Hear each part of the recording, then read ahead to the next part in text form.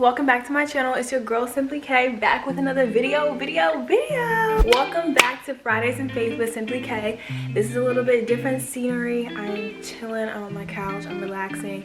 I got my blankie and this is my little corner where I usually read, do my devotions, all kind of stuff. So today's video is all about how on earth am I staying positive throughout this quarantine.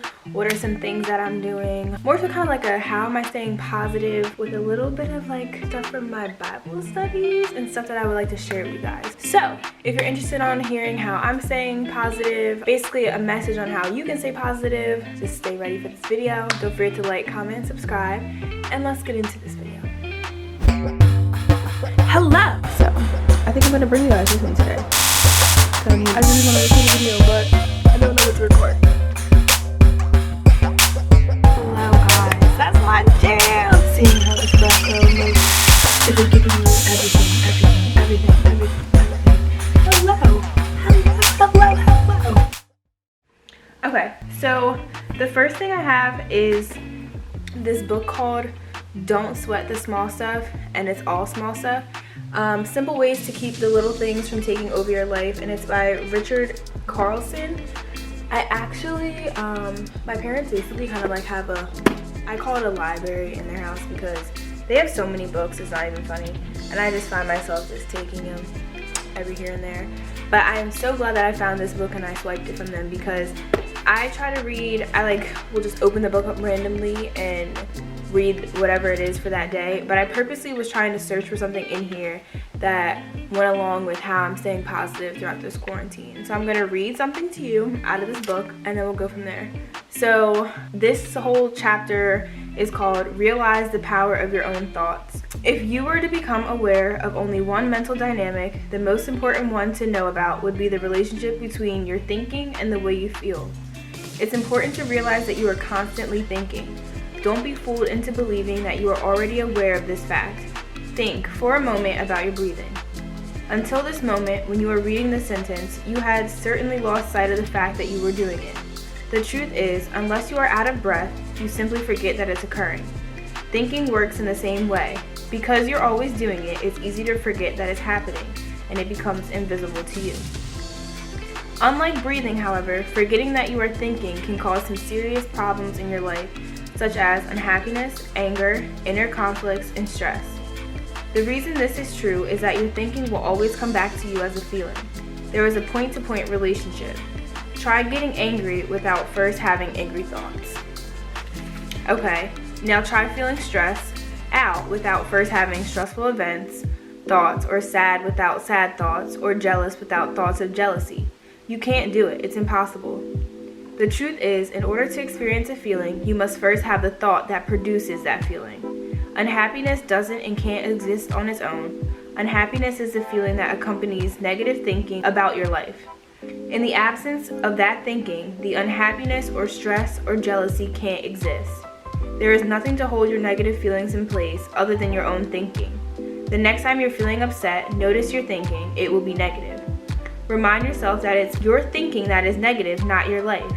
This simple awareness will be the first step in putting you back on the path towards happiness. It takes practice, but you can get to the point where you treat your negative thoughts in much the same way you would treat flies at a picnic. You shoo them away and get on with your day. I thought that was absolutely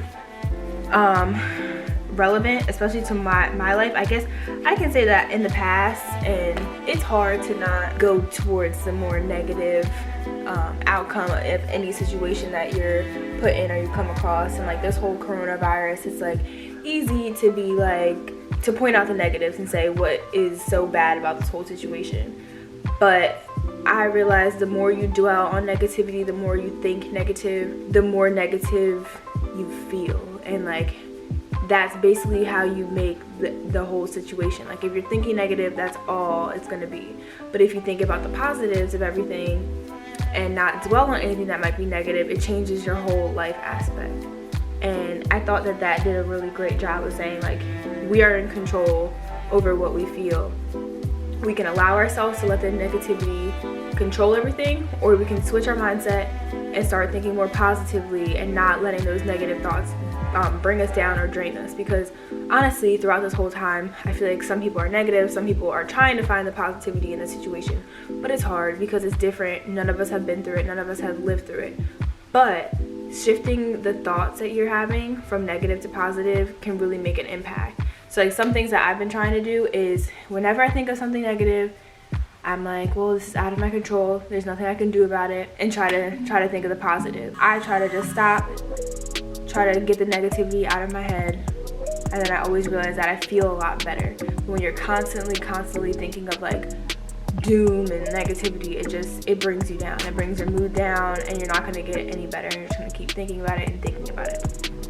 So I have another book that is called 100 Days of Bible Promises. It's actually a devotional journal by Shannon Noel. I got this from Burlington, and I haven't actually read a lot of these things. Like you can do it in a row, like 100 days in a row, but I kind of just flipped through and seen what the topics were, and there was actually a topic that was good for this discussion. So I'm going to read this one. So this one is called Taking Thoughts Captive. Did you know that your mind literally expands on whatever you focus on? In other words, if you focus on what you're afraid of, your mind expands with fear and gloom, which is kind of what I just said.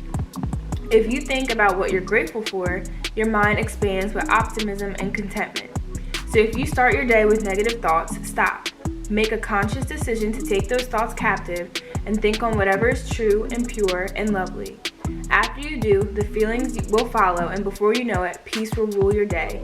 Give it a try. Then I wanted to read a scripture. It says, finally, whatever is true, whatever is honorable, whatever is just, whatever is pure, whatever is lovely, whatever is commendable, if there is any moral excellence and if there is any praise, dwell on these things. I feel like that just says like that's what our minds should be focused on, instead of dwelling on things that are not in our control, things that are negative, things that'll basically just put a damper on our life. Like think of all the good things, because there's plenty of things to think about that are good. There's a lot of things to be grateful for, especially during this time. There's a lot of people who don't have the needs that they need, like food, money, income, jobs. People have lost their jobs. There's a lot of things that you can be grateful for during this time. So dwelling on what you do have instead of what you don't have is another thing that I try to do more in my day. And then there is one more that I want to share with you guys, and it's called Worry or Peace. Have you ever stood domino tiles in a row, then tipped the first one and watched the rest fall down consecutively? It's a good representation of the chain reaction your mind takes when you dwell on something. When you think on something bad, negative thoughts, actions, and stress will follow. But when you turn your thoughts towards God and His goodness through prayer, scripture, or praise, He fills you with His peace. Worry and stress or God's peace? Which will you choose today? And then another scripture that I love, is a classic. Trust in the Lord with all your heart and do not rely on your own understanding. Think about Him in all of your ways and He will guide you on the right paths. That's Proverbs chapter 3, verse 5 through 6. And then another one that I liked and I wanted to share with you guys. He will keep in perfect peace all those who trust in Him, whose thoughts turn often to the Lord. And that's Isaiah chapter 26, verse 3. I felt like all three of those things kind of said the same thing. Like there's no reason for us to be worrying, especially on a spiritual level. It's kind of what I've been doing. Like instead of worrying, or if I find myself worrying or thinking negatively, I do my Bible devotions. I try to put myself in the Word, and that's where I find my comfort. And so many scriptures are just saying like trust in Him, like He knows all things, He is in control, like no matter what, at the end of the day He's in control, and there's no reason to be anxious, to worry about tomorrow, because there's no, like, we don't have to do that. If our trust is in the Lord, that is it. He will take care of everything, He will provide, He will protect everything. So that's kind of like how I've been staying positive. I've been doing a lot of Bible devotions. I've been watching sermons on YouTube. I've been having Bible study with my family. And I've been reading, like most of the books that I actually read are by Christian authors. So I just am consuming myself with everything spiritual that'll just help uplift me and make me a lot more positive and just remind me of every day what's important, and just to be thankful and to just trust and not worry. During this time, I'm like, be still, do not worry, do not be anxious over anything. Go to God with all your anxieties, everything that we're not in control at the end of the day. We're not. So learning that very aspect right there, because I'm a planner. I like to control. I like to have schedules. I like to know what's going on. But during this time, we have no idea. Things are changing every day, especially in the nursing world. Things are changing. So just having to find what brings me peace and what brings peace in my household and everything like that is like what I've been trying to consume myself with during this time. And also, you know, working out, eating. I feel like I've been eating a lot, but definitely my during this quarantine, I find myself doing a lot more stuff towards my spirituality, and it has helped me be peaceful, be more positive, and not let the negativity get to me. So I hope you guys enjoyed this video. It's a little different. You see me all chillax, thrown up in my messy bun. But check out these books. I don't even know. You probably can get them from Amazon. There's a whole bunch. And there's a whole bunch of these books that might even be from different authors. But check it out. Check out this book. I try to look at it every day. I will have them linked down below, or I'll try to link them down below, but I'll have the titles of them down below. Yeah, so don't forget to like, comment, and subscribe. Don't forget to turn on the post notification button so you can get notified when I upload my next video. Until then, stay safe, guys. Stay prayed up, and I'll see you guys next Friday. Bye.